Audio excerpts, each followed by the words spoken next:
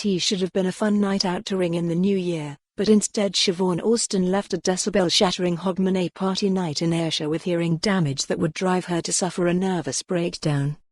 The married mother of 3 from Kilwinning had been invited to the event at a local restaurant by friends to celebrate the end of 2015. However, the DJ was playing music so loudly that Ms Alston, now 40, left with the sound still ringing in her ears. She said, "It's horrible. You go out to have a good time, in my case it was New Year's Eve, but the music was exceptionally loud. You couldn't actually hear yourself speak, you had to speak straight into people's ears to be heard.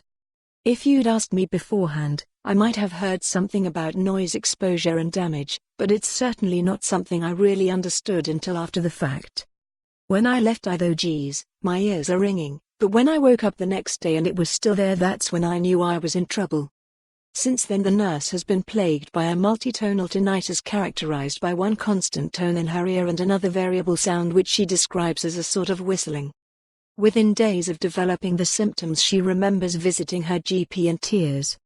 "I was quite distressed by then," said Ms Alston. "I was in tears saying I've had this problem since a night out last week. The GP was like it could go away. He even gave me some ear drops to try. I was quite hopeful, but deep down I don't think I ever believed it would go away, and unfortunately I was right. There is no cure for tinnitus and it is often unclear what exactly has caused it. In most cases it develops when the tiny, delicate hairs of the inner ear are damaged. These are supposed to move in response to sound waves, releasing an electrical signal via the auditory nerve which the brain interprets as hearing. However, exposure to loud noise, such as machinery, can lead these hairs to become bent or broken. Victims can experience symptoms that come and go, but in the worst cases they are constant. The sound is not always a ringing tone. Hissing, humming, clicking and buzzing tones are also common.